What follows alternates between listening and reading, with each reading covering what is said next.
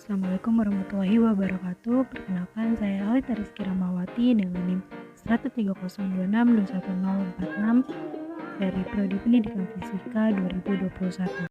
Di sini saya akan menjelaskan tentang radioisotop production in nuclear reaction. Radioisotop adalah sebuah isotop tidak stabil atau radioaktif dari sebuah unsur yang dapat berubah menjadi unsur lain. Dengan memberikan radiasi, dalam produksinya dapat dilakukan manusia dengan cara menembak isotop stabil dengan neutron ke dalam bahan atau target.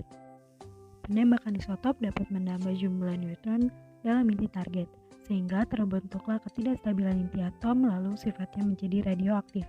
Dari cara terbentuknya radioisotop, prosesnya dapat dibagi menjadi dua cara, yaitu secara alami dan buatan. Radioisotop buatan dapat diproduksi menggunakan reaktor nuklir maupun akselerator atau sikloton. Pada umumnya, produk radioisotop dari akselerator atau sikloton merupakan radioisotop yang bebas pengembang. Akan tetapi, dengan mode peluruhan yang tertentu, radioisotop produk tersebut dapat meluru menghasilkan atau menjadi radioisotop baru yang mungkin saja mempunyai jumlah proton yang sama dengan inti atom isotop sasaran mula-mula. Apabila hal ini terjadi, maka radioisotop produk yang dihasilkan akan merupakan radioisotop yang tidak bebas pengemban. Perhitungan keradioaktifan produk primer yang dihasilkan agak berbeda dengan perhitungan keradioaktifan untuk produk aktivasi neutron. Berbagai faktor koreksi perlu dilakukan karena hal-hal berikut ini. 1. Permukaan bahan sasaran selalu lebih luas dari permukaan berkas vertikal penembak, atau dalam aktivasi neutron di reaktor jauh lebih kecil. 2.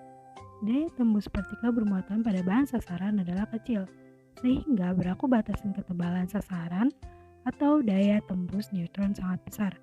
3. Penampang lintang reaksi sangat dipengaruhi oleh energi atau penampang lintang reaksi dengan neutron praktis hanya berbeda antara neutron cepat dan neutron termal. 4. Faktor kesetaraan antara jumlah partikel bermuatan dengan arus listrik yang ditimbulkan muatan tersebut. Di sisi lain, teknik yang biasa digunakan dalam pemisahan kimia biasanya sangat mungkin menjadi tidak dapat digunakan untuk pemisahan radioisotop karena waktu paruh yang sangat pendek dari radioisotop yang bersangkutan. Di samping itu, tentu saja pemilihan dan penerapan teknik pemisahan juga tidak boleh menimbulkan gangguan pada kualitas persyaratan fisik atau kejernihan dan sebagainya, maupun kualitas persyaratan mikrobiologis bila diperlukan. Macam-macam radioisotop dan manfaatnya. 1. Iodium I131, yaitu membantu untuk mencari ketidaknormalan pada tiroid atau kelenjar tiroid.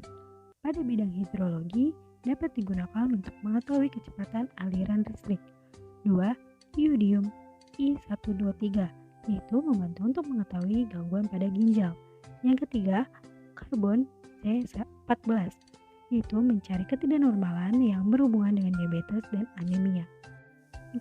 Kromium Cr51 yang berperan dalam proses scanning limpa. Yang kelima ada selenium Se75 yang berperan dalam proses scanning pankreas. Dan yang keenam ada magnesium Tc99 yang berperan dalam proses scanning tulang paru-paru dan kerusakan jantung. Yang ketujuh ada Ti201 yang mendeteksi kerusakan jantung digunakan bersama dengan Tc99. Yang kedelapan ada gallium Ga67 yang berperan dalam proses scanning getah bening. Yang kesembilan ada Xe133 yang berperan untuk mendeteksi kesehatan paru-paru. Yang kesepuluh ada Fe59 yang mempelajari pembentukan sel darah merah. Yang 11 ada natrium Na24 yaitu mendeteksi penyempitan pembuluh darah atau trombosis, serta mendeteksi gangguan peredaran darah, mendeteksi kebocoran saluran air bawah tanah, dan menyelidiki kecepatan aliran sungai. Yang ke-12 ada radioisotop silikon, yaitu penurut radioisotop pada proses pengentalan lumpur pelabuhan atau terowongan. Yang ke-13 ada fosfor P32 yang dapat digunakan untuk memperkirakan jumlah pupuk yang diperlukan tanaman, dan untuk bidang kesehatan dapat digunakan untuk mendeteksi penyakit mata, tumor, dan hati. Yang ke-14 ada karbon C14 yang digunakan untuk mengukur umur fosil hewan, tumbuhan, dan manusia dalam pengukuran pancaran sinar beta. Yang ke-15 ada uranium U238 yang digunakan untuk menaksir umur batuan. Yang ke-16 ada uranium U235 yang digunakan untuk reaksi berantai terkendali dalam PLTN. Yang ke-17 ada cobalt, CO60 yang berperan untuk mengontrol pertumbuhan beberapa jenis kanker melalui sinar gamma yang dihasilkan. Yang ke-18 ada isotop 8015 yang digunakan untuk menganalisis proses fotosintesis pada tanaman. Yang ke-19 ada isotop 018 atau atom tersier penerus asal mula molekul air yang terbentuk. Yang ke-20 ada K40 yang digunakan bersama-sama dengan AR40 stabil untuk mengukur umur batuan dengan membandingkan konsentrasi K40 dan AR40 pada batuan. Terima kasih. Thank you for watching.